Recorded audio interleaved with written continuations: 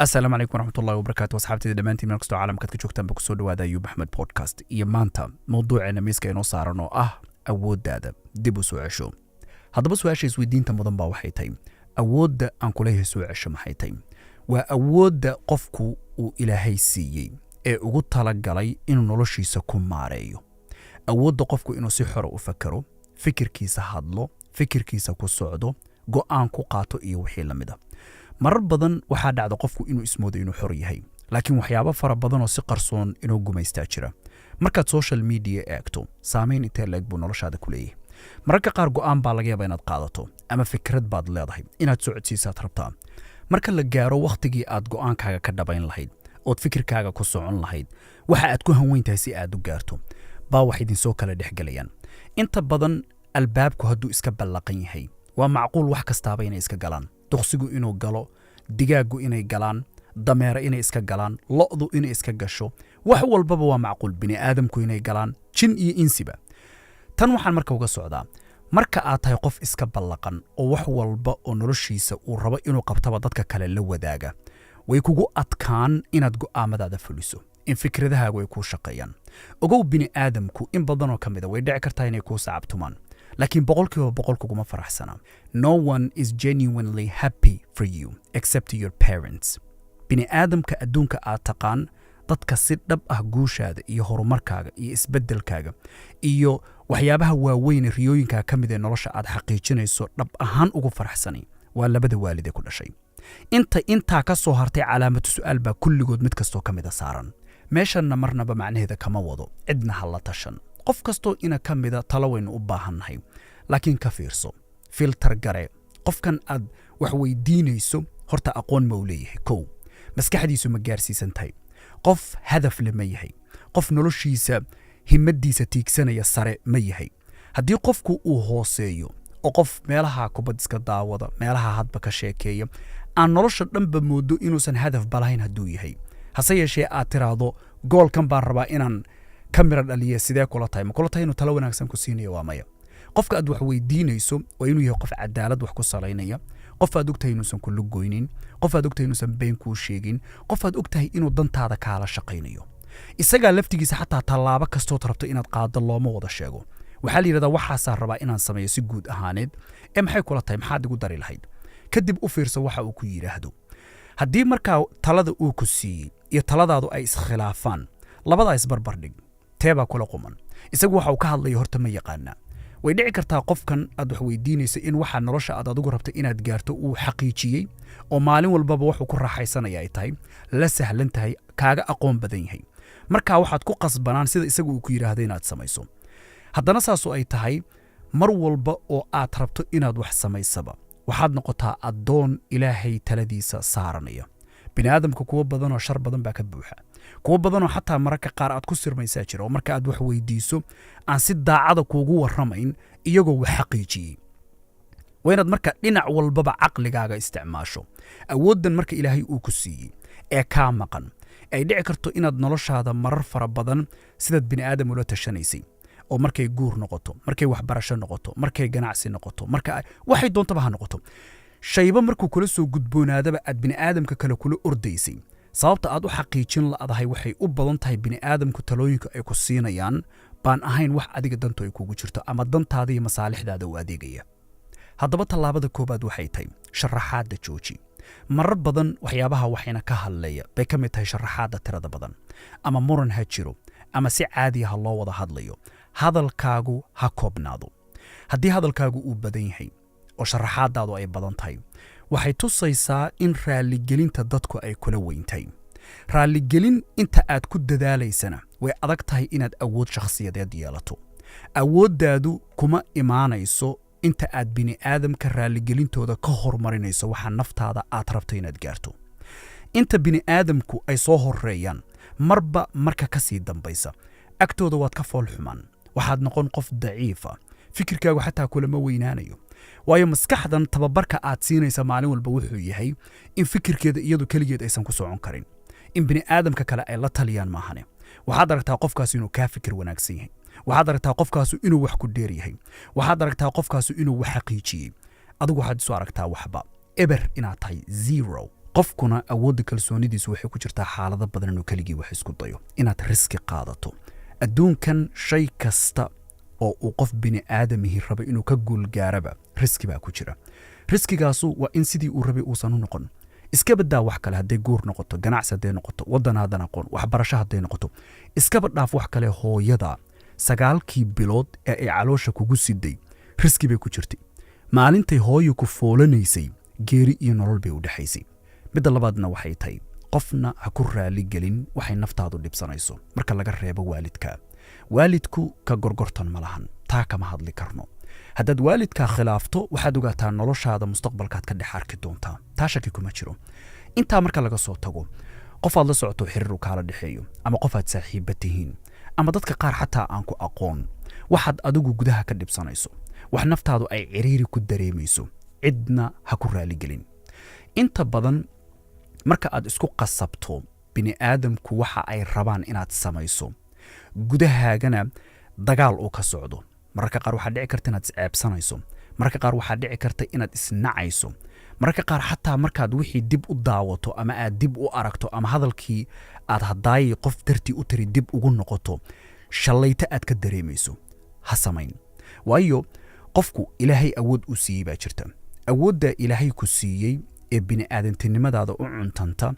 xor baad u tahay waxyaabo fara badanna waad ku koontarooli kartaa noloshaada ka mid ah laa yukallifu allahu nafsan ilaa wasacaha dadkana waxaa ku jira kuwa aan wakhtigaaga ixtiraam u hayn adoo hawli kuu taallo oo ay kuu jeedaan bay kuu imaan war bay kula geli sheekay kuu qaban wakhtigan aad haysataa waa awooddaasuna waxay ku sii dhex jirtaa awoodda bini aadantinimo ee ilaahay ku siiyey taasaadna ku koontarooli kartaa haddii kale waxyaabo badan oon macno lahayn baa wakhti badani kugu dhaafaya 24 saac waxaa laga yaabaa 5 ka mid inay sheeko kugu dhaafto intee waxyaabood baad baran kartaa haddaba wakhtigu waa awoodaha aad leedahay buu ka mid yahay bini aadamku waxaa ka mid a kuwo dantooda kula soo aadaya aadba moodo inaynan iyagu waxba qabsan karin wax walba aday kuula imaan maahan taa micnaheedu ha caawin qofnaba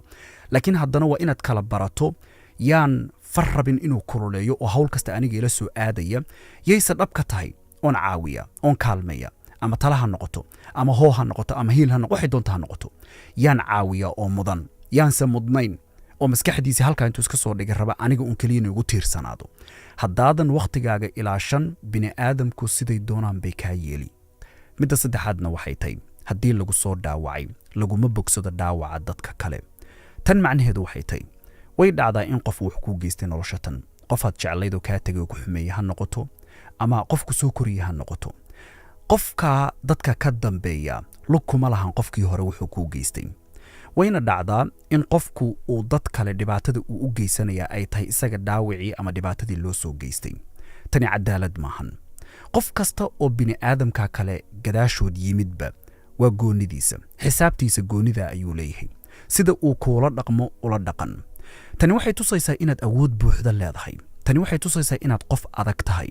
waa sax marka qofka dhibaatooyin fara badan nolosha tan ay soo maraan inuu adkaado laakiin yaad u adkaan naftaada u adkow laakiin ha u adkaan bini aadamka kale haddii lagu soo dhaawacay haddii wax lagu soo geystay taasu micnaheedu maahan inaad bini aadamka kale qallayf kula dhaqanto waayo anigaba ixsaan layma samaynin laakiin qofkani waxba kuuma dhimin waa in caqligaaga iyo awooddan ilaahay uu ku siiyey aad isku koontaroosho oo qofkan aad wax u geysanayso ama qofkan aad dhibaatada ku samaynayso waxay doontaba ha noqotee ama qofkan aad sida qallafsan ula hadlayso waa inaad isweydiiso mushkiladdu ma qofkan baa mase waa aniga waayo dad fara badanoo waxaa jira nafahantoodan isugayn dhaawacyo fara badani nolosha ay soo gaareen laakiin iyagu cidda ay dhaawacayaani aysan lug ku lahayn wixii dhacay mararka qaar waxaa laga yaabaa inaad aragto waalid ilmihiisa si xun u garaacaya waxaadna xaqiiqa ahaan ogaan bal waalid walbow arrintan isdultaag baaritaan ku samee ilmaha marka waalidku uu garaacayo sababta uu u garaacayo badi waxaynu moodnaa ilmuhu qaladka uu galay laakiin ma ahan waa waalidkan mushkilad haysata waalidkan baa tashwiish kale maskax ahaan ku furan yahay maahan micnaheedu inuu waalan yahay laakiin cadaadis kaloo nolosha ah baa saaran ismana oga waxaana laga yaabaa qofku inuusan naftiisa isfiirin uusan isweydiin ilmahan yar ee sabiga ah wallahu akhrajakum min butuuni ummahaatikum laa taclamuuna shay'a ilmahani waxba ma kala oga adduunkan buu yimid waa warqad faaruqu rabbi uu kuu dhiibay inaad wax barto khaladaadkiisa saxdo walilaahi almathalu laclaa qof walbow